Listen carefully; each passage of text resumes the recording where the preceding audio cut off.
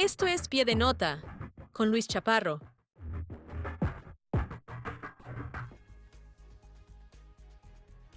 Siguen los estragos en Veracruz por el derrame de petróleo en el Golfo. Clausuran una mina de oro ilegal en Babiácora, Sinaloa. Encuentran al octavo minero de los 10 secuestrados en Concordia. Arrestan a 6 hombres fuertemente armados en Culiacán. Secuestran y asesinan a una buscadora en Salamanca, Guanajuato. Sale Juan Ramón de la Fuente de la Secretaría de Relaciones Exteriores. Como cada semana le traemos canales económicos con el doctor Diego Canales. Desarticulan una red de trata y abuso de menores en un hotel en Oaxaca. Le contamos sobre las redes de extorsión manejadas por extranjeros en el Estado de México. Asesinan al exdirector de inteligencia del Estado de México. Aparecen más narcominas con la leyenda CJNG en Apatzingán, Michoacán. Denuncia el alcalde de Cuautla, Morelos, las extorsiones de miembros del cártel Jalisco Nueva Generación. Acusan al secretario de Desarrollo Económico y Trabajo en Puebla de despojo de un predio. Arrestan a El Bolillo en Colima, un ex policía ligado al cártel Jalisco Nueva Generación. Se declara culpable El Vaquero en los Estados Unidos. Le contamos quién es este antiguo líder del cártel del Golfo. Un reporte especial indica que el narco le pagó $1 millón mensuales al hermano del actual alcalde de Monterrey. Todo esto y más aquí en Pie de Nota, a continuación. Y el gobierno de Estados Unidos también debe informar a la Fiscalía. Quiero que vea las imágenes desde las manifestaciones. El periodista Luis Chaparro podría ser parte. Esto es Pie de Nota, con Luis Chaparro. Muy buenos días, bienvenido a Pie de Nota con su servidor Luis Chaparro. Comenzamos con la información. Mire, como cada semana tenemos el gran privilegio de traerle la sección Canales Económicos con el doctor Diego Canales.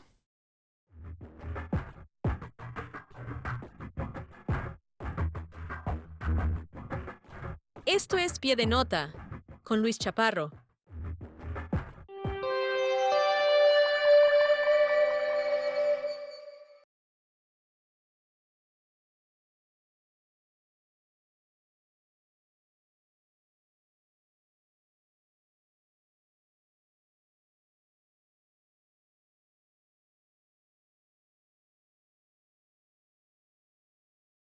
Del tomate Saladet de primera calidad en la central de abastos de la Ciudad de México.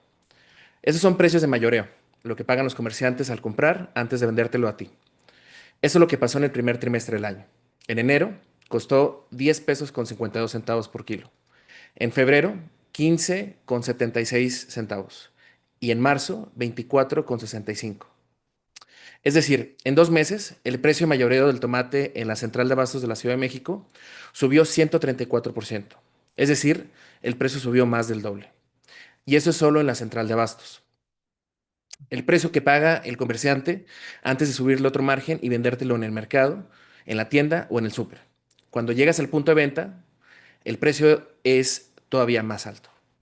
El INEGI reportó que la inflación en la primera quincena de marzo fue de 4.63% anual. Y ustedes se preguntarán, ¿cómo puede ser 4.63% si el tomate subió 134 en 2 meses? Y eso es exactamente lo que vamos a hacer hoy. ¿Qué tal? Bienvenidos a Canales Económicos. Yo soy Diego Canales y hoy vamos a analizar ese 4.63% de inflación. Vamos a ver cómo se calcula ese número, qué mide y qué no. Porque detrás de ese porcentaje hay 2 inflaciones distintas, una decisión que dividió el Banco Central y un patrón que golpea distinto según cuánto ganas. Para entender el 4.63 hay que entender primero qué es ese número y de dónde sale, porque no es tan obvio. El 4.63 no es una medición directa, es el cambio porcentual en algo que se llama el Índice Nacional de Precios al Consumidor, el INPC. Y el INPC es un número que construye el INEGI cada 2 semanas para representar el costo de vida promedio en México. ¿Cómo lo construye? El INEGI define una lista específica de 299 productos y servicios, lo que los economistas llamamos la canasta de consumo. No es una lista arbitraria, se basa en encuestas reales sobre en qué gastan su dinero las familias mexicanas. Una de esas encuestas es la ENIG, la Encuesta Nacional de Ingresos y Gastos en los Hogares. Esos datos le dicen al INEGI, qué proporción del ingreso familiar va a alimentos, cuánto a renta, cuánto a transporte y cuántos servicios. Con esa lista en mano, el INEGI manda encuestadores a 46 ciudades del país, desde Tijuana hasta Mérida, desde Ciudad de México hasta Culiacán. Y cada quincena levanta los precios de esos 299 productos en tianguis, supermercados, mercados de abasto y comercios. Son decenas de miles de observaciones de precios, 2 veces al mes. Toda esa información se comprime en un solo número, el INPC. Hoy ese número es 145.44. ¿Qué significa este número, este 145? Significa que lo que costaba 100 pesos en julio del 2018, que es la fecha base que utiliza el INEGI, hoy cuesta 145 pesos con 45 centavos. Es decir, en casi 8 años los precios subieron 45% de esta canasta. Y de ahí sale el porcentaje que ven los titulares. El INEGI compara el INPC de esta quincena con el INPC de la misma quincena del año pasado. La diferencia porcentual entre los dos es la inflación anual. Primera quincena de marzo de este año, 145.44. Primera quincena de marzo del año pasado, alrededor de 139. La diferencia, 4.63. Eso es todo. Es una comparación de un índice consigo mismo 12 meses después.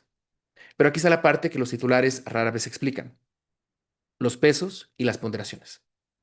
Antes de llegar ahí, un detalle importante sobre los datos del tomate.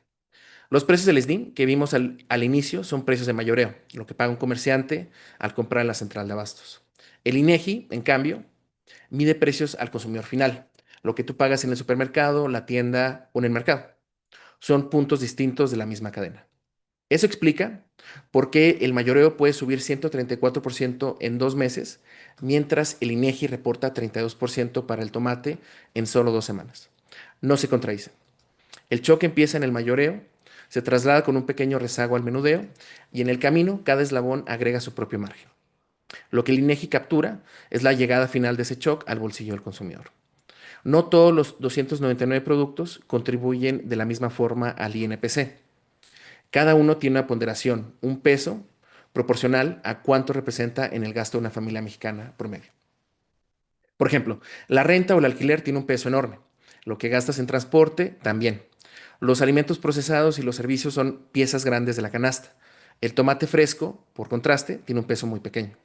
Entonces, cuando el tomate sube, por ejemplo, 32% en 2 semanas, eso mueve el INPC, pero lo mueve muy poco, porque el tomate es una fracción pequeña de lo que gastas en un año completo.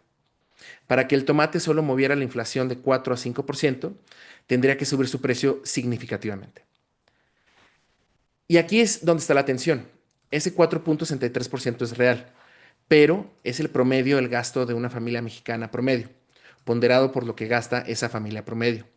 Y tu experiencia personal depende de qué tan parecido es tu gasto al de esa familia. Si esta quincena, por ejemplo, compraste mucho tomate, limón y calabacitas, todos estos fueron los que más subieron de la canasta, tu inflación personal anduvo muy por encima del 4.63. El índice nacional de precios al consumidor no miente, mide exactamente lo que dice que mide, el costo de una canasta definida en 46 ciudades cada 2 semanas. El problema no es el índice, el problema es asumir que ese promedio captura tu experiencia en particular. Y aquí está la distinción más importante del episodio, que la semana pasada mencionamos brevemente, pero que hoy vale la pena desarrollar. El INEGI no solo mide un tipo de inflación, realmente son 2, y se comportan de manera muy diferente. La primera es la inflación no subyacente. Son los precios de los bienes que se mueven de golpe por factores externos, el clima, las cosechas y, por ejemplo, el precio internacional del petróleo. Esta inflación puede subir muy rápido y también puede bajar muy rápido. En la primera quincena de marzo llegó a 5.18% anual. ¿Qué le impulsó? Frutas y verduras, con un aumento del 8.34% en solo 2 semanas. En un año acumulan un aumento del 23.91%. El tomate subió 32.17% en esa quincena, el limón 13% y las calabacitas casi 17%. Eso es lo que ves en el mercado.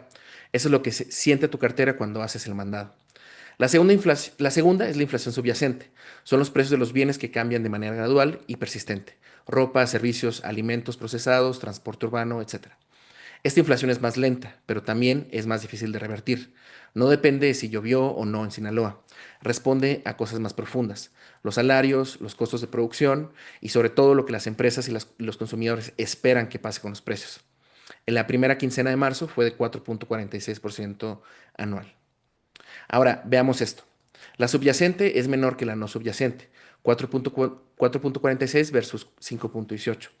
El disparo reciente viene principalmente de lo volátil, el choque agrícola, el energético, que ya explicamos la semana pasada. Ahora, Banxico lo dijo explícitamente en su comunicado del 26 de marzo. No hay evidencia de efectos de segunda ronda. Lo que explota es lo volátil, no lo estructural. Todavía. Este todavía importa y ya volveremos a él. Ahora el contexto, porque el número no solo dicen todo. Los datos mensuales de 2026 van así. La inflación en enero fue de 3.79%, en febrero 4.02%, y aunque en marzo todavía no cierra, el dato completo realmente sale hasta el 9 de abril, la primera quincena ya marcó 4.63%, 3 puntos en una línea que va hacia arriba. Dos cosas hacen que ese 4.63 sea más preocupante que solo el número. La primera, los analistas realmente esperaban 4.37. El dato llegó casi 3 décimas por encima de lo proyectado. Y eso no es trivial. La presión inflacionaria está siendo más fuerte de lo que los economistas anticipaban. La segunda, la meta de Banxico es de 3% anual con un margen de más o menos 1%. Es decir, el rango aceptable está entre el 2 y el 4%. Desde febrero ya estamos fuera de este rango. El semáforo de México ¿Cómo vamos? Pasó a rojo por primera vez en 7 meses. Y la proyección de Banxico es que no regresaremos al interior del rango antes del segundo trimestre de 2027. 1 año y cuarto. Hace unos meses la expectativa era el tercer trimestre de 2026. La proyección se recorrió casi 1 año. En concreto, más de 15 meses de inflación por encima del objetivo. Las familias mexicanas van a operar en este entorno durante todo el tiempo. La semana pasada usé una frase todavía.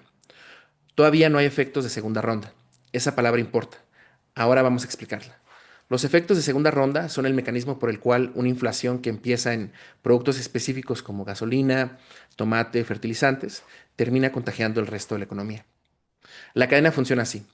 El diésel sube, el transportista cobra más, el distribuidor traslada ese costo, el supermercado ajusta precios, los trabajadores piden un aumento de salario porque sus gastos subieron, las empresas suben precios para cubrir la nómina, y así lo que empezó como un choque energético o agrícola se vuelve una presión generalizada, más persistente, más difícil de revertir.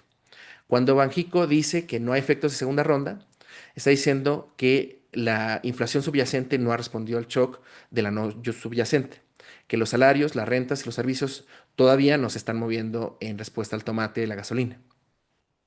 ¿Cuándo se confirmaría que los hay?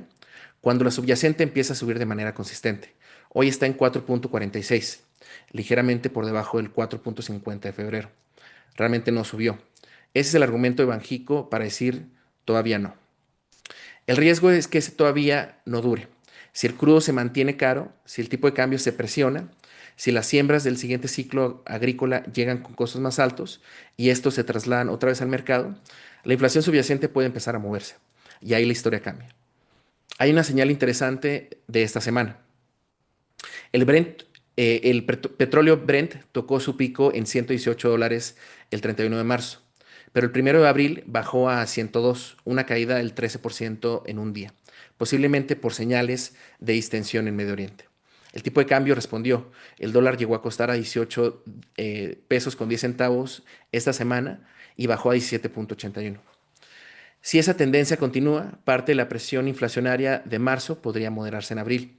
Es la primera evidencia de que el shock podría ser pasajero, exactamente lo que apostó Banxico. Y aquí llega lo que más ruido generó en los medios esta semana. El 26 de marzo, el mismo día que el INEGI publicó la inflación en 4.63, el Banco de México decidió bajar su tasa de referencia del 7 al 6.75%. Esta tasa de referencia es el instrumento principal que tiene el Banco Central para enfriar o calentar una economía. Cuando sube, el crédito se encarece, las empresas invierten menos, el consumo se frena y eso baja la inflación. Cuando baja, pasa justamente lo contrario. Entonces, ¿por qué bajar la tasa el mismo día que sale la inflación más alta desde octubre de 2024? La respuesta está en el otro lado de la ecuación. La economía mexicana creció 0.8% en 2025. El consenso de analistas privados proyecta entre 1.2 y 1.8 para 2026. En ese contexto, mantener la tasa alta tiene un costo concreto. El crédito sigue caro, las empresas no invierten y el crecimiento se frena todavía más. Banxico apostó a que el choque inflacionario actual es transitorio. Viene del tomate y del petróleo, factores externos que en su lectura no justifican frenar el crédito de una economía que ya está débil. La apuesta tiene sentido si el shock es verdaderamente pasajero, si el conflicto en Medio Oriente cede, si los precios agrícolas bajan, cuando llegue la cosecha, la inflación retrocede y la economía se beneficia de tasas más bajas. Pero si el shock persiste o si la inflación subyacente empieza a moverse, Banxico habrá bajado la tasa en el momento equivocado. La votación fue de 3-2. A favor, Rodríguez Ceja, Cuadra García y Mejía Castelazo. En contra, Borja Gómez y Gid. Una junta dividida así es infrecuente. No es desacuerdo sobre los datos, todos leen los mismos datos. Es desacuerdo sobre cuál riesgo pesa más, presionar la inflación o ahogar el crecimiento. No hay una respuesta obvia. Y que los propios expertos del Banco Central no estuvieran de acuerdo dice algo sobre la complejidad del momento. Hay una pregunta que el 4.63% no responde por sí solo. La canasta del INEGI refleja el gasto promedio de todas las familias mexicanas, pero las familias de ingreso bajo gastan una proporción mucho mayor de su presupuesto en alimentos, especialmente en frutas, verduras y básicos. Las frutas y verduras, que subieron 23.91% anual, representan una fracción mayor de su canasta personal que de la canasta promedio. Para ellas, la inflación real este mes fue considerablemente mayor, al 4.63%. El INEGI calcula que una persona en zona urbana necesita alrededor de 4.837 pesos al mes para cubrir sus necesidades básicas de alimentación, transporte y servicios. Ese es el umbral de pobreza laboral urbana. Cuando la inflación sube, ese umbral sube. Si el ingreso no se ajusta al mismo ritmo y en la economía informal, que emplea a más de la mitad de los trabajadores, rara vez hay mecanismos de ajuste automático. La brecha se amplía. Hay también la cuestión de la capacidad de ajuste. Cuando el tomate llega a casi 25 pesos en el mayoreo y a un precio mucho mayor en las tiendas, quien tiene presupuesto puede seguirlo consumiendo. Puede buscar productos sustitutos, comprar en otro mercado o inclusive ajustar el menú. Quien ya tiene el gasto justo probablemente compre menos. La inflación no llega igual a todas las familias. El 4.63% promedia realidades muy diferentes. Repasemos los 5 puntos más importantes. El primero, el índice nacional de precios al consumidor hoy está en 145.44. Eso significa que lo que costaba 100 pesos en julio de 2018 cuesta 145 hoy. La variación de ese índice respecto al mismo periodo del año anterior es de 4.63. Es un promedio ponderado de 299 productos de 46 ciudades. Tu inflación personal depende de si tu canasta se parece a la canasta promedio del INEGI. Número 2. Hay dos inflaciones. La no subyacente, tomates, energéticos, materias primas, que llegó a 5.18% impulsada por el shock de Medio Oriente. Puede ser cuando este shock ceda. La inflación subyacente, ropa, servicios, alimentos procesados, está en 4.46 y es más persistente. Esa es la presión de fondo. Número 3. La trayectoria va a la alza. Si revisamos los números, la inflación tiene una trayectoria en aumento. Banxico proyecta que no regresamos al rango objetivo antes del segundo trimestre de 2027. La clave es si la subyacente se mueve o se mantiene. Ese todavía no hay efectos de segunda ronda, es el dato a vigilar. Número 4. Banxico recortó la tasa en una decisión dividida de 3-2, apostando a que el choque es transitorio y que frenar la economía débil tiene un costo mayor. Puede estar en lo correcto. El desacuerdo interno de la Junta muestra que no es una apuesta obvia. Número 5. La inflación no pega parejo. Las familias que más gastan en alimentos básicos y que tienen menos capacidades de ajustar su consumo sienten un impacto mayor al promedio del titular. El 9 de abril el INEGI publica la inflación de la segunda quincena de marzo, ya con Semana Santa y sus efectos estacionales sobre alimentos. Ese dato va a decirnos si el 4.63 fue el pico o si la tendencia continúa. Y hay un número que va a ser clave, la subyacente. Si sigue cerca del 4.46, el argumento Banxico se sostiene. Si empieza a subir, el todavía se convierte en un problema. Yo soy Diego Canales y esto fue Canales Económicos. Nos vemos la próxima semana.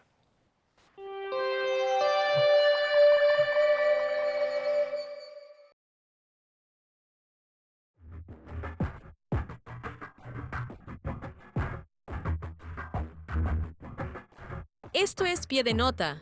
con Luis Chaparro. Ahí estuvo el espacio siempre puntual, siempre interesante del doctor Diego Canales en Canales Económicos. Miren, otros temas desde la semana pasada.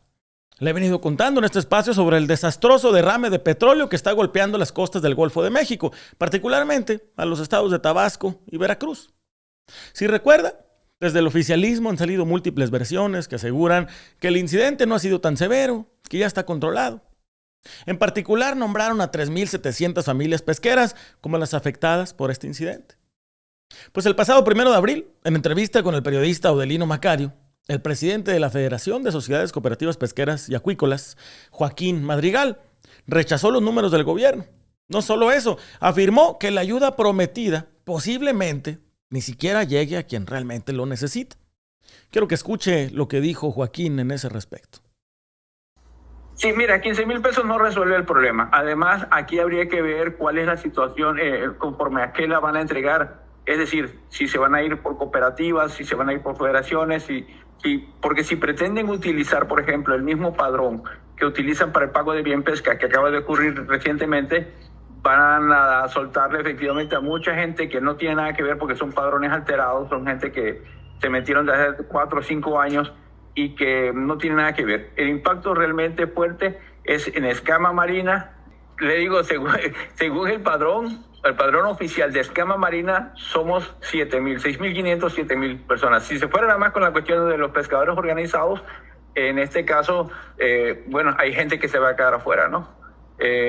Allí en ese tema, no sé en base a qué determinaron ellos esa cantidad, pero le digo, nosotros tenemos ahorita problemas porque no podemos comercializar. Aparte de que no podemos agarrar pescado, no se puede comercializar por la mala fama que tiene ya ahorita Tabasco en la viga y en los puertos de Progreso, por ejemplo, que ellos compran pescado de calidad porque es para exportación. ¿Y ese mercado también está cerrado como el de la viga? Sí, está cerradas las puertas, así es. Todo lo que venga de Tabasco ahorita no se está tomando. De hecho, un compañero que fue hace 2 días a México ya se regresaba con la carga, pero pues afortunadamente logró colocarla y venderla ahí en Puebla, pero pues a un precio muy bajo. O sea, ya para tirarlo, a venderlo, a rematarlo, pues mejor le tuvo que perder ahí el precio, ¿no? Pero son situaciones que nos están ocurriendo todavía. No te puedo dar una cifra en concreto, pero pues la mejor temporada para el sector pesquero es precisamente y nos la echaron a perder. También el pasado miércoles la gobernadora de Veracruz, la morenista Rocío Nale, dio un anuncio a la población del estado de que el pueblo tiene derecho a la diversión, por lo que llevarán a un DJ a un concierto gratuito ahí en el puerto de Veracruz. Quiero que escuche el anuncio de la gobernadora. Pues con una buena noticia. Nuestra presidenta Claudia Sheinbaum Pardo ha diseñado un circuito nacional de festivales por la paz. Y aquí en Veracruz está enviando a un DJ, Martin Garrix, que va a estar el sábado 18 de abril a las 10 de la noche en la macroplaza del puerto de Veracruz. Gratuito para todos. Los jóvenes, los no tan jóvenes, es para que todos vayamos a divertirnos, a disfrutar. Y esto es parte de lo que se hace en cultura, de lo que se hace en turismo, pero sobre todo también de atender a los jóvenes, de tener esta cercanía, porque tenemos derecho a la diversión y a ser feliz. Así es que muchas gracias a la presidenta y todos en Veracruz. Repito, sábado 18 de abril, nos vemos con el DJ Martin Garrix. Veracruz está de moda. Gobierno del Estado. Wow. Y es que la respuesta de la gobernadora Nale ha sido criticada no solo por los medios de comunicación, sino también por rivales políticos. La senadora panista Lili Téllez publicó un mensaje en redes sociales criticando a la gobernadora, asegurando que hacía todo mal respecto al derrame y no atendía las necesidades de los productores pesqueros. Quiero que escuche a Lili Téllez. En Veracruz, los pescadores llevan 1 mes pidiendo una sola cosa: que su gobernadora los vaya a ver, que Rocío Nale se asome a las playas cubiertas de chapopote, que observe las redes de pesca destruidas, los restaurantes vacíos, los ríos con peces muertos. Así llevan pidiendo auxilio un mes y Rocío Nale no ha ido. En cambio, sí ha tenido tiempo para negar el desastre ecológico del derrame de petróleo en el Golfo de México.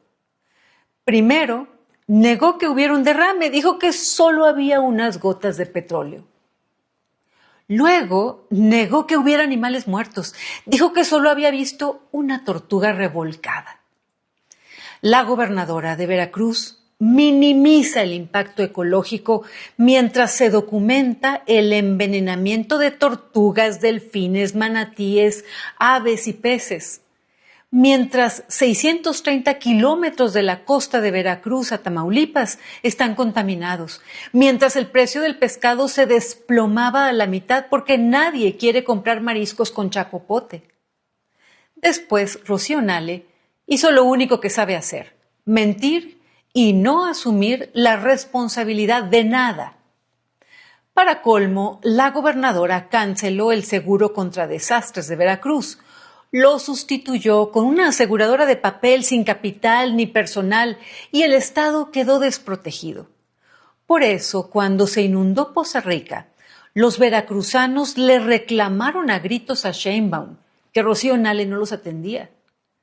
Pero así es Rocío Nale, hace todo mal, empezando por la refinería de Dos Bocas, que dijo que iba a costar $8,000 millones y ha costado más de $20,000 millones y ni siquiera funciona como prometió.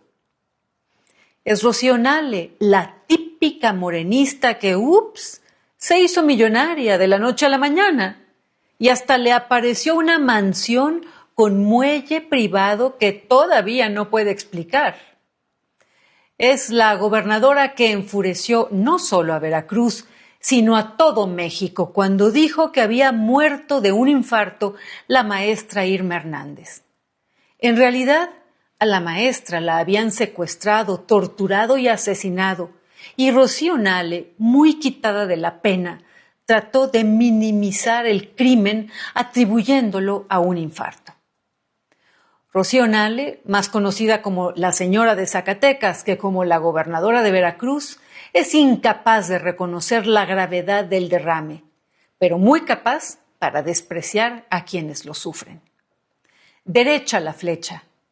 Los pescadores de Veracruz le mandan un mensaje a Nale: que vaya a bañarse a las playas que según ella no están contaminadas. Y yo le agrego: vaya gobernadora, vaya a ver lo que niega, vaya a pararse frente a las familias afectadas y repítales que usted solo ve unas gotitas de petróleo en este desastre. Soy Lili Téllez, senadora de México. Y en el norte del país, otro delito en contra del medio ambiente fue detenido la semana pasada. Una mina clandestina de oro en el municipio de Bavícora, Sonora, fue desmantelada el pasado 23 de marzo por elementos de la Fiscalía General del Estado, además de miembros de la Procuraduría Federal de Protección al Ambiente, la Profepa. El operativo para clausurar esta mina se dio luego de varias denuncias ciudadanas por saqueo de recursos naturales en la comunidad de La Labor. Los ciudadanos presentaron una alerta pública a través de la representante del colectivo Pueblo Unido en Defensa de la Cuenca del Río Sonora, María Auxiliadora Aro Romo, quien denunció la presencia de esta mina ilegal en el área. La denuncia en particular señalaba que los habitantes de La Labor estaban sufriendo saqueos de agua en una región que ya de por sí enfrenta condiciones de sequía. Publicaron también videos e imágenes donde evidencian la existencia de un corredor de explotación de recursos naturales en la cuenca del río Sonora. Los mismos pobladores aseguraron también que la cuenca no se vende, se defiende, reafirmando su compromiso con combatir la explotación de los recursos naturales de la región. En respuesta a las denuncias, las autoridades intervinieron en un predio de más de 30,000 hectáreas, donde notaron indicios de extracciones ilegales de oro, las cuales estaban utilizando agua de un río cercano, en el cual habían construido una presa, zonas de lavado de material y maquinaria pesada. Los agentes de la Profepa decidieron clausurar el predio y levantaron un acta de delitos en contra del medio ambiente. También se desplegaron 3 unidades de la Policía Estatal de Sonora. Sin embargo, no se registraron incidentes, ni detenidos, ni quién estaría detrás del financiamiento a esa mina clandestina. Y otro minero ha sido identificado en el caso de los 10 desaparecidos en Concordia, Sinaloa. El pasado 1 de abril, las autoridades federales, en seguimiento al caso de los cuerpos encontrados en las fosas clandestinas de Concordia, lograron identificar a Saúl Alberto Ochoa Pérez como uno de los cuerpos encontrados en el predio. El minero, de origen chihuahuense de 39 años, fue parte del grupo de trabajadores que desaparecieron a finales de enero pasado, luego de que miembros de los Chapitos del Cártel de Sinaloa los secuestraran y los asesinaran. A pesar de que el gobierno federal ha tratado este caso como una confusión por parte de los criminales, en Pie de Nota le hemos contado sobre la red de cobro de piso y violencia que manejan los Chapitos en el municipio de Concordia y de estos personajes extremadamente violentos que están detrás de todo este modus operandi. También en Sinaloa, el pasado martes en Abolato, elementos de la Secretaría de Seguridad Pública del Estado y el Grupo de Operaciones Especiales de Sinaloa, los GOES, lograron el arresto de varios sicarios armados. Los 6 hombres detenidos fueron capturados luego de un operativo coordinado de respuesta a un incidente en la comunidad de Altata. Luego de hacer reconocimiento en el área, los agentes estatales ubicaron una camioneta en el poblado del Molino, la cual se intentó dar a la fuga al notar la presencia de los uniformados. Los GOES lograron detener la camioneta y arrestar a los ocupantes, que resultaron ser 6 hombres, entre ellos un menor de edad.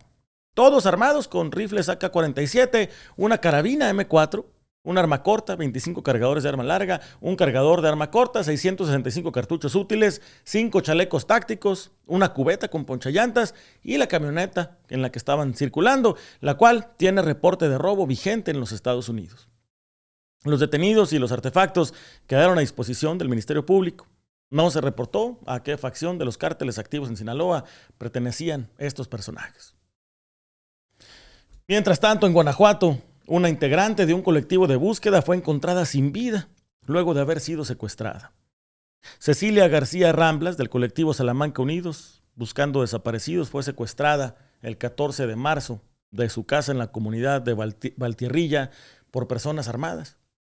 5 días después, el 19 de marzo, la policía recibió una denuncia de 2 cuerpos tirados en un camino de terracería, ahí cerca de la comunidad de Puerto de Valle, a menos de 6 kilómetros de Valtierrilla. No fue hasta el 31 de marzo que la Fiscalía de Guanajuato avisó oficialmente que uno de estos cuerpos era justamente el de Cecilia.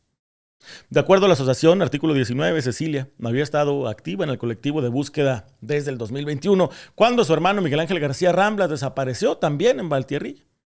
Miguel Ángel fue encontrado en el 2025 en un terreno entre Irapuato y Silao, pero Ceci no dejó de participar en el colectivo, apoyando en marchas, actividades de acompañamiento y jornadas de búsqueda. Lamentablemente es prácticamente una de las actividades de mayor alto riesgo en México, buscar a nuestros desaparecidos. Y el pasado martes el gobierno de la República informó que otro funcionario va a salir de su cargo, esta vez por razones de salud. Le estoy hablando del doctor Juan Ramón de la Fuente, ahora ex secretario de Relaciones Exteriores, quien anunció que va a dejar el cargo por motivos de salud. Según informó la presidenta Claudia Sheinbaum, el doctor de la Fuente va a regresar a reincorporarse al gobierno una vez que su condición mejore y mientras tanto, el maestro Roberto Velasco Álvarez va a entrar como la propuesta presidencial ante el Senado de la República. La presidenta compartió el siguiente video para explicar la situación. Está conmigo el doctor Juan Ramón de la Fuente, secretario de Relaciones Exteriores, y Roberto Velasco Álvarez, que es subsecretario para América del Norte de la Secretaría de Relaciones Exteriores. El día de hoy queremos darles una noticia. Juan Ramón me ha pedido que por razones de salud, hace poco anunciamos que tenía un problema en la espalda y que requiere una rehabilitación muy delicada, deja la Secretaría de Relaciones Exteriores. Ya le dije, no te vayas, Juan Ramón. Pero pues tiene este problema de salud y ha decidido que requiere este espacio de rehabilitación. Él nos va a seguir ayudando en distintos temas y también, pues ya que termine su rehabilitación, pues ya regresará a seguirnos ayudando. Es parte de este gran proyecto de transformación de nuestro país. Lo apreciamos mucho. Ustedes saben que a Juan Ramón lo conocí ya hace mucho tiempo en la UNAM. Fue rector de la UNAM. Tuvimos nuestros conflictos, vio como del movimiento estudiantil y él como rector, pero nos queremos mucho, tenemos mucho aprecio y además le reconozco el gran trabajo que ha hecho al frente de la Secretaría. Y él me ha prometido que va a seguir colaborando con nosotros. Ahora pues le doy la palabra para que pueda platicar. Y anuncio que en su lugar toma la Cancillería, la Secretaría de Relaciones Exteriores, Roberto Velasco Álvarez. Él pues tiene ya un rato en el servicio exterior, no solamente es experto en las relaciones internacionales, particularmente con Estados Unidos y Canadá, que es su principal función, sino pues tiene mucho conocimiento de las relaciones internacionales, la política exterior de México, y ha hecho un gran papel en la subsecretaría. Entonces estoy muy contenta que un joven se incorpora a la secretaría y además pues tienen una excelente relación Juan Ramón y Roberto, y vamos a seguir trabajando juntos. Juan Ramón. Muchísimas gracias, Presidenta, y muchas gracias por haberme permitido ser parte de su proyecto político durante este tiempo. Primero en la campaña, con los diálogos por la transformación que nos permitieron acercarnos a diversos sectores de la sociedad y que fueron muy enriquecedores, y yo creo que marcaron una vez más la pauta de su proyecto político, la apertura al diálogo y la disposición de platicar los temas y encontrarles solución. Y posteriormente al frente de la Secretaría de Relaciones Exteriores ha sido una gran distinción, una gran responsabilidad, donde gracias a su liderazgo y a sus indicaciones creo que hemos podido afrontar los retos que se nos han presentado con base en nuestros principios constitucionales de política exterior, como usted nos ha indicado, y con la claridad y el prestigio internacional que usted tiene para poder defender a México, asistir y apoyar a nuestras y nuestros connacionales donde quiera que se encuentren e independientemente de su estatus migratorio. Y creo que esto ha sido un gran privilegio, por lo cual también le agradezco la oportunidad. En efecto, como usted lo señala, sigo teniendo problemas de salud con mi espalda. Es un tema delicado, me he sometido ya a 2 intervenciones quirúrgicas, estoy mejor, pero necesito rehabilitarme totalmente para poder seguir activo y para poder seguir productivo. Así que le agradezco también el que ahora pueda yo dedicarme a ello, lo haré hasta que quede en óptimas condiciones y pueda reintegrarme al proyecto político de la transformación de la vida pública nacional en el cual creo y con el cual estoy comprometido. Si me permite brevemente darle las gracias a mis colaboradoras y colaboradores de la Secretaría de Relaciones Exteriores que me han acompañado durante este tiempo, y de manera muy particular a Roberto Velasco, que ha sido un gran compañero de trabajo. Estoy seguro que va a tener una gestión muy exitosa al frente de la Cancillería y contará desde luego con todo mi apoyo y todo mi respaldo. Muchas gracias. Al contrario, gracias Juan Ramón. Y que le decíamos que se rehabilite muy pronto para que muy pronto esté de regreso aquí con nosotros. Gracias, Presidenta. Gracias. Roberto. Presidenta, pues primero que nada, muchísimas gracias por su confianza. Es realmente un enorme honor y por supuesto también un gran reconocimiento al canciller de la Fuente, a quien además considero un gran amigo, y ha sido también un gran gusto trabajar con usted, doctor. Asumo este compromiso, como dice usted, con mucho amor al pueblo, con mucho compromiso con nuestro país, y por supuesto, si el Senado me ratifica, pues vamos a seguir con este trabajo de defender la soberanía de México, de proteger a los mexicanos en todo el mundo, de seguir cooperando estratégicamente con respeto mutuo, con beneficio compartido, sobre todo con América Latina y con América del Norte, y por supuesto también de seguir participando en todos los espacios globales que hoy son muy importantes. Así que, Presidenta, nuevamente muchas gracias, y Canciller, le deseo lo mejor para su recuperación. Muchas gracias. El medio Reforma también compartió una grabación de audio donde se escucha la despedida del doctor de la Fuente ante la secretaría que había manejado. Quiero que escuche lo que dijo. Buenas tardes, tengan todas y todos ustedes. Les agradezco mucho estos minutos de su tiempo, de su atención, antes de lo que pues seguramente serán unos muy merecidos días de asueto para algunos, no para todos. Esta mañana, como seguramente ustedes saben, la presidenta Sheinbaum ha nombrado al maestro Roberto Velasco secretario de Relaciones Exteriores. Les pido que lo recibamos como se merece, con una cálida ovación.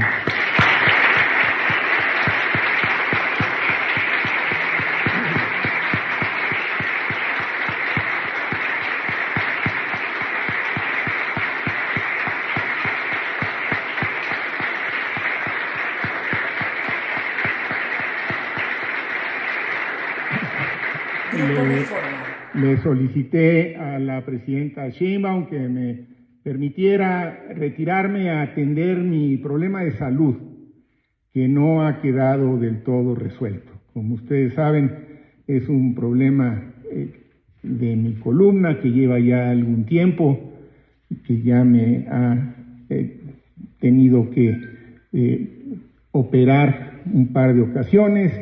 Voy mejorando, pero necesito dedicarme realmente a una rehabilitación mucho más completa y posiblemente a una nueva intervención. Necesito rehabilitarme para seguir estando activo y siendo productivo, y eso es a lo que me voy a dedicar hasta alcanzar ese objetivo.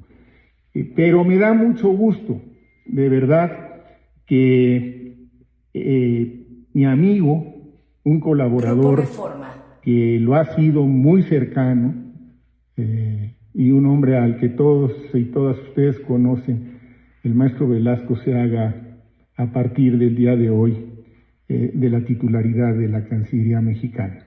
Yo estoy seguro, porque conozco su capacidad, conozco su liderazgo, conozco su lealtad, que será un canciller que le dará un gran apoyo desde esta secretaría a la presidenta Sheinbaum, y que va a seguir trabajando para México, que es lo que nos une a todas y a todos nosotros, más allá de cualquier otro tema. Así que a ustedes, de mi parte, mi gratitud, mi agradecimiento sincero. Sin ustedes hubiera sido imposible transitar en estos tiempos de grandes retos. Creo que hemos cumplido en esta etapa con las instrucciones de la presidenta, con los principios constitucionales de nuestra política exterior. Hemos mostrado la capacidad de la Cancillería, y ahora les pido a todas y a todos que redoblen su esfuerzo, que le den todo el apoyo que me han dado a mí y un poco más, si se puede, al secretario Velasco, quien será un exitoso canciller y contará, por supuesto, con todo mi apoyo y todo mi respaldo. A todas y a todos ustedes, muchas gracias, y a usted, señor secretario, gracias también por los años en los que pudimos colaborar, y tenga usted la certeza que contará invariablemente con mi respaldo y apoyo. Enhorabuena y mucho éxito. Grupo Reforma.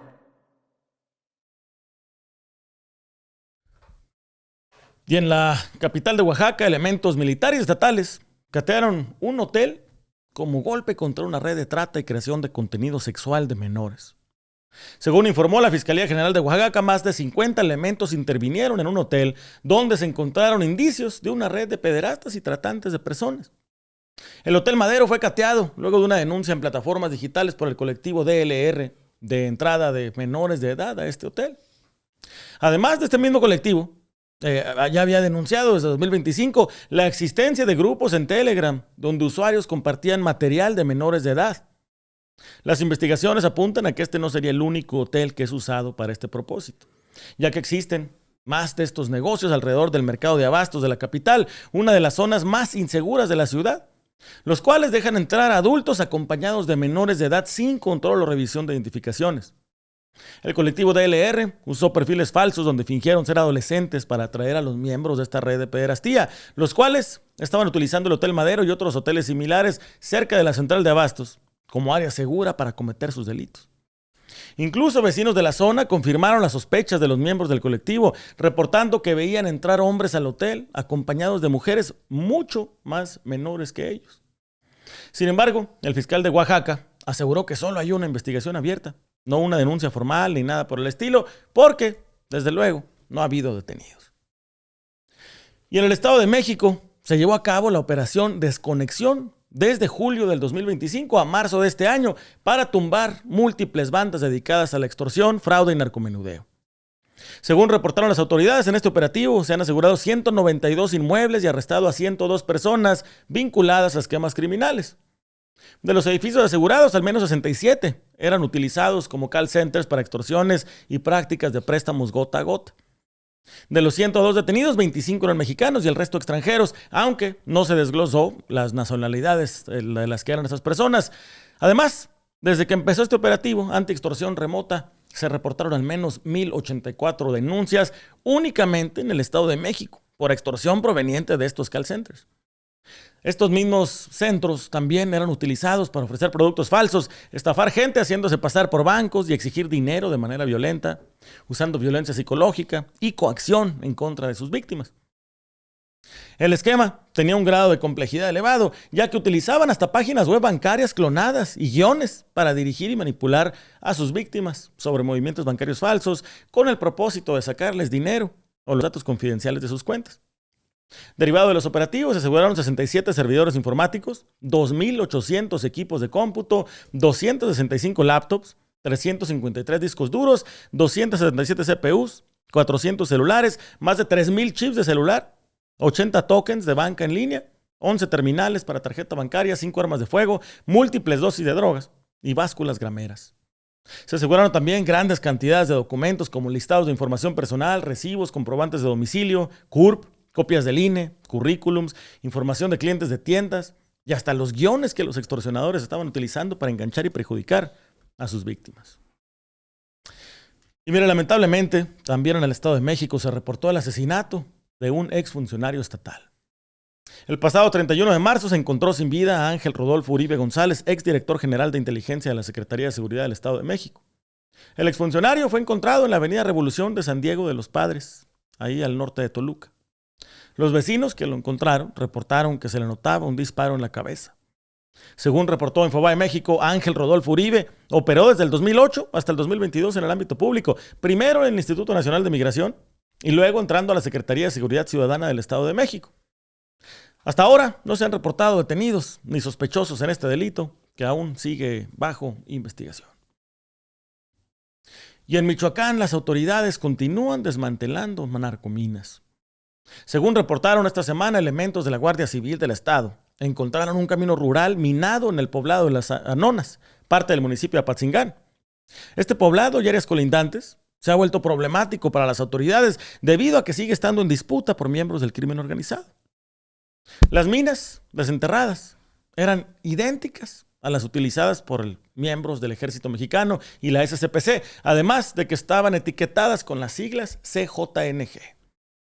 Como consecuencia, se desplegó un operativo para encontrar más narcominas. La Fiscalía del Estado de Michoacán también aseguró que Apatzingán sigue siendo el campo de batalla para la alianza del cártel Michoacán Nueva Generación, conformado por el cártel Jalisco, los Viagras, los Blancos de Troya y el cártel de Acahuato, quienes pelean el control de la región con la alianza de los Caballeros Templarios, el cártel de Tepalcatepec y el cártel de los Reyes. Mira, hace un par de días les mostraba un video en el que presuntos miembros del cártel Jalisco Nueva Generación hacían un llamado para amenazar a múltiples funcionarios del gobierno del municipio de Cuautla, Morelos. Quiero que vea el video para que recuerde de qué le hablo. Este comunicado es para todo Morelos y el gobierno en general. La población atemorizada por la Unión Tepito o no imperio heredado por Milton Eduardo alias el Tepis o el general, junto con su compadre Irving Solano, Vera alias el profe o el gato, preso en un penal federal de Guanajuato, Jesús Carmona alias el Chucho, tu hermano Bruno Neri, el de Tetela, Edgar Pineda alias el contador, Carlos Marín alias el Chato, Jairo Portillo alias el Gucci o el Niño de Oro, Talibán, Sai, Bambucha, Chompipis, Alvin, Dientes y el Rodrigo. Vamos por todos ustedes, junto con los narcopolíticos de los Sánchez Zavala y el amiguito Federico Figueroa, más tú Irving Paco Gallo, presidente de Yecapistla, también tú Ángel García, senador de la República, que junto con Irving Sánchez Zavala y Rubí de Ismeri son los encargados de arrimarles a todos los presidentes municipales. René Jacobo, presidente de Ocutico. Presidente municipal Valentín Rabín Romero, cometiste un error en mandar a matar a la activista Sandra Rosa Camacho. Sabemos que están concluidos con el Barbas y los Tepitos, te va a salir caro. Hermano Arrubio, que se dice ser jefe de todo y no es jefe de nada, junto con Julio Carrillo, Tadeo Nava, Agustín Alonso y Berna Lagunas, dejen de apoyar a los Linos y al Niño de Oro y al Barbas, ya que ellos son los responsables del ataque armado de la madrugada en el bar Tequis. Vamos por todos ustedes, lacras, plagas sociales responsables de toda la ola de violencia en el estado de Morelos. Somos las 4 letras y llegamos para quedarnos. Atentamente, GDS y Cártel Jalisco Nueva Generación. Entre los mencionados en el video, resalta el presidente municipal de Cuautla, Jesús Corona Damián, quien tras estas acusaciones acudió a la Fiscalía General de la República a denunciar a los miembros del cártel de que lo habían amenazado. En su denuncia, el alcalde acusa de amenazas de muerte, extorsión, asociación delictuosa, provocación y apología del delito, además de actos de intimidación.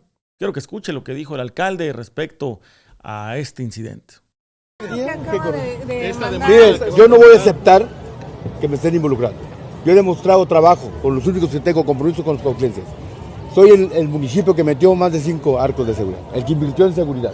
Y he estado trabajando a favor del pueblo. Y de veras, no me interesa que sigan hablando. ¿No han citado a declarar alcalde a la PGR? Mire, es algo que se está investigando, sí se lo puedo decir, es una investigación muy probada, no puedo dar información, pero sí les digo, se están tomando cartas en el asunto y yo he demostrado el trabajo. He trabajado a favor de los ciudadanos y vengo con la seguridad. Los cuautlenses estamos pues ya fastidiados de tanta inseguridad y es lo que me comprometí y yo creo que con el apoyo del gobierno federal y la gobernadora del estado estamos haciendo las cosas.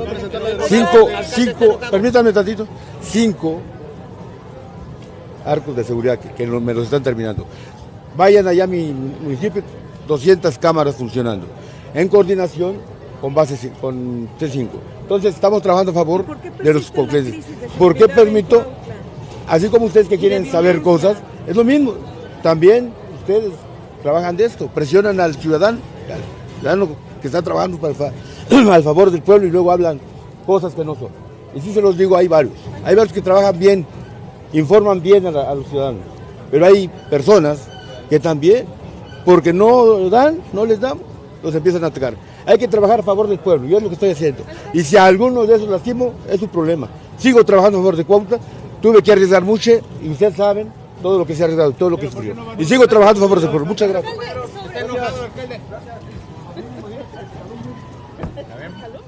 Y otro funcionario que tuvo que salir a responder acusaciones fue Víctor Gabriel Chedraui, secretario de Desarrollo Económico y Trabajo del Estado de Puebla. Chedraui fue confrontado en las calles de la ciudad por acusaciones de despojo de un predio en contra de un hombre identificado como Rafael Saldaña. El abogado de Saldaña, Luis Azalí, afirma que es tráfico de influencias lo que ha permitido que los hermanos Ernesto y Víctor Gabriel Chedraui puedan usar una escritura falsa, para despojar a su cliente de un terreno a su nombre. Recientemente preguntaron su opinión de estos señalamientos en su contra, de que supuestamente despojó a un señor de su inmueble allá en la Ignacio Romero Vargas y que también acusan una colusión pues con jueces. ¿Cuál es su opinión al respecto? La opinión que debo decir, detrás es un juicio de el representante legal no soy yo, mi hermano, es un juicio que tienen desde hace 24 años. ¿Sí? Hay un juicio de propiedad donde el señor se le anuló su propiedad. Hay un juicio de posesión donde la posesión es nuestra, es de la sociedad. Hay un juicio de usucapio donde también no tiene derecho a usucapir. Son primera, segunda, tercera instancia, inclusive se han ido hasta la corte. En los 3 juicios, en este último, inclusive hubo donde participó el Seguro Social, donde también perdieron. Entonces, pues, ¿qué le puedo decir? ¿Por qué le asegura que se publicó en el diario oficial de la Federación de que él era el dueño? Pues, precisamente. Ahí está todos los antecedentes. Los antecedentes del señor están en otro lugar. Llegó un momento en donde lo bajaron Y eso, lo que menciona el señor, está más que estudiado 3 o 4 veces, por diferentes juzgados, por diferentes ministerios públicos, federal, local, estatal. ¿Qué le puedo decir? Desafortunadamente, pues, él puede asegurar muchas cosas, pero las leyes y los lineamientos se estudian todos los antecedentes. Se estudian todos los antecedentes. Y eso es y el señor en ninguna instancia de estas que le menciono ha ganado Y esta versión de que ustedes, bueno, usted, su familia, su hermano, adquirieron esta propiedad con base en presuntos documentos falsos que se los dio una señora que estuvo en la cárcel. A ver, para eso son los juicios. Todos esos documentos que dicen, todos están más que estudiados, con peritos, con polígrafos, con todo. O sea, todo está más que estudiado. Siguen. A ver, la realidad le voy a decir. El problema es que al señor, durante todo este tiempo, le han venido engañando a sus abogados y quieren seguir sacando dinero. Ellos, con estos documentos, pueden checar con cualquier abogado principiante y les va a decir que no tienen derecho a nada. En materia penal, ¿ustedes no temen alguna denuncia? Pues vamos a tener denuncia de qué. Es que ya se agotó lo del usucapio, ya se agotaron estas instancias, pero no sé si en materia penal. Pero como que si jurídicamente es la propiedad, es la posesión, ya se juzgó todo, como por qué va a haber un tema penal, pero bueno, pues para eso están las instancias. Si fuera cierto, ¿por qué no han promovido un tema penal de despojo, como no sé tanto han dicho?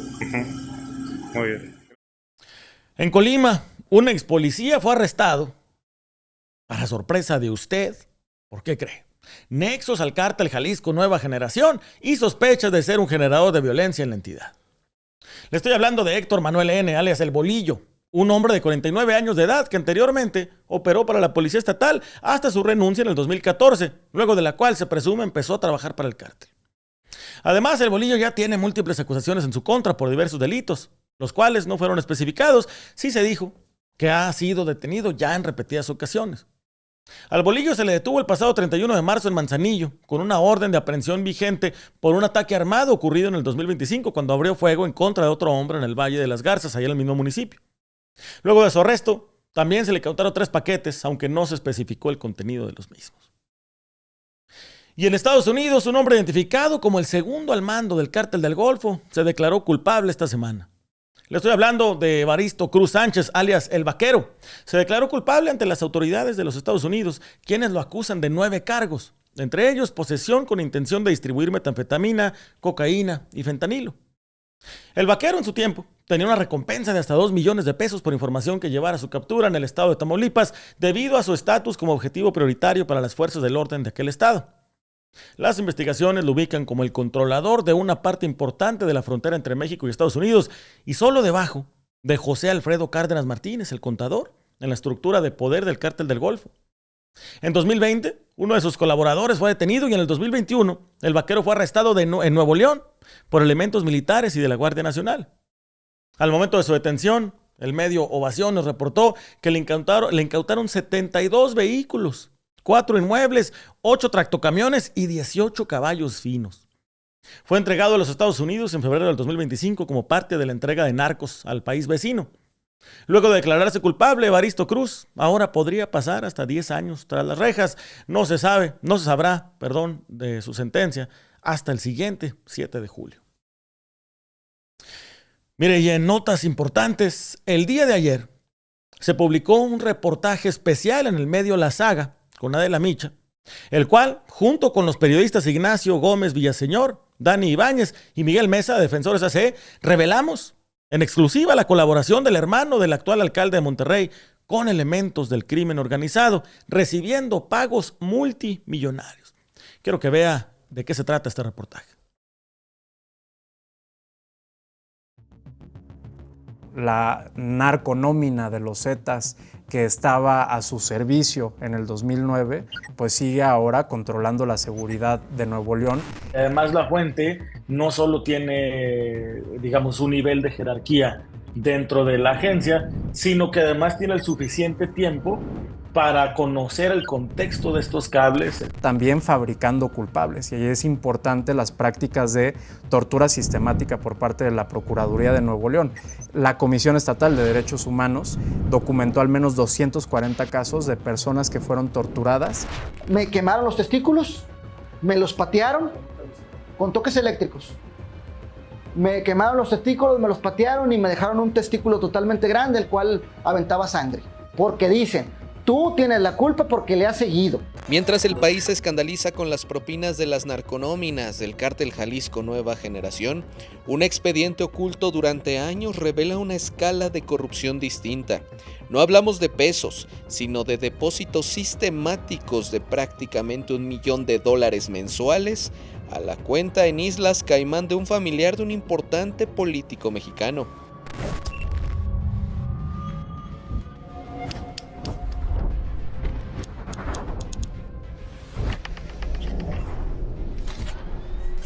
El crimen organizado está arraigado en la política mexicana. Las narconóminas ganaron relevancia en 2026 con la caída del Mencho, unas libretas que describían pagos mensuales a autoridades, políticos y policías con algunos miles de pesos para comprar su lealtad. Ahora unos cables del gobierno estadounidense exhiben una red más profunda. Este es el caso de las narconóminas de los Zetas. El 8 de julio del 2009, la Sedena realizó un operativo en un bar de la colonia Croc, en Nuevo León. Ahí estaban 2 sujetos pertenecientes a la delincuencia organizada. Se trataba de Héctor Raúl Luna, alias El Tori, uno de los líderes de los Zetas en la ciudad de Monterrey, y Juan Francisco Zapata Gallegos, alias el comandante Billy, acompañados de 14 policías estatales, todos armados, entre los que se encontraba también Héctor Muñoz Lucio, sargento segundo de dicha dependencia. Tras el operativo, se recuperó una libreta en la que se mostraba una relación de pagos estilo empresariales que involucraban hombres de alto perfil. Pero estas eran libretas que decían el nombre del funcionario que recibía los sobornos y la frecuencia con las que los recibían. Y en esa libreta fue la primera vez que se mencionó que Adrián de la Garza era una de los muchos funcionarios de seguridad de Nuevo León que recibían pagos que están en la nómina de los Zetas. Además de él, hay varios funcionarios que fueron muy relevantes en su momento y que hoy en día forman parte de su equipo. Está el exprocurador Luis Carlos Treviño Berchelman, que actualmente es su síndico segundo. Está también el secretario de Seguridad actual de Monterrey, Eduardo Quirós. La información revelada por estos cables parece ser prueba suficiente para que se vaya al fondo del caso. Hay carpetas de investigación, hay señalamientos, hay un mapa muy detallado por parte de Estados Unidos que sugiere que las consecuencias legales deberían llegar. Pero la pregunta es, ¿por qué no ha escalado? ¿Hay falta de voluntad política? No es una cuestión de falsa voluntad política, creo que todos han resultado embarrados de alguna u otra manera. De nuevo, las cantidades que vemos en los documentos son impresionantes, pero además la relación que se hizo con agentes del orden, que se hizo con políticos, pues embarra a estructuras mucho más grandes. Yo creo que lo que sucede con Adrián de la Garza es que ha sabido comprometer a un círculo amplio de colaboradores, de tal manera que ni siquiera les tiene que pagar para que no hablen. La pura amenaza de decir, si caigo yo, se vienen todos conmigo. Para La Saga, Daniel Ibáñez. El reportaje completo lo puede ver en el canal de YouTube de La Saga con Adela Micha. $1 millón mensuales. ¿Cuántas voluntades no se compra con $1 millón al mes? ¿Cuánto camino no se abre con $1 millón al mes? ¿Y hasta dónde va a llegar el poder de alguien que puede conseguir y pagar $1 millón cada mes? El narcogobierno a todo lo que da.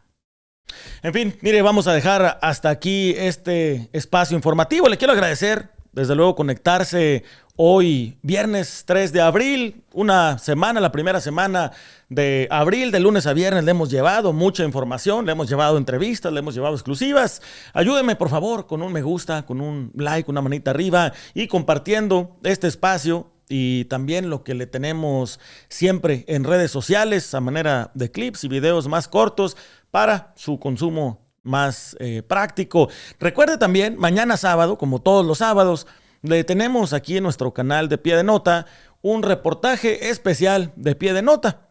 No se lo pierda, es respecto a la estructura familiar de la familia Guzmán. De ahora los Chapitos, anteriormente el cártel de Sinaloa liderado por el Chapo Guzmán. No se lo pierda, tiene verdaderamente mucha carnita de donde pues entender a estos clanes familiares. El del sábado pasado hablábamos de la facción de los Mayos, su clan familiar. En esta ocasión le estamos explicando cómo se formuló el cártel de los Guzmán, o al menos esa facción. Recuerde también que nos puede estar escuchando en Spotify, donde estamos colgando todos nuestros episodios día con día. Y ayúdenos dando un me gusta y compartiendo. Estamos en Instagram, TikTok, Facebook y X, además de aquí en YouTube. Conéctese el sábado. Nos vemos la siguiente semana de lunes a viernes, todos los días a las 10 de la mañana en punto, hora de la Ciudad de México. Gracias de nuevo por conectarse una nueva semana más. Y de parte de todos los que hacemos posible este espacio informativo, aquí en Pie de Nota, de Pepe Longoria, Ikaí Chituda, Israel Holzheimer, Estefanía Mesa, Lucero García, el compa Calacas y su servidor Luis Chaparro, quiero desearle que tenga usted un muy buen fin de semana.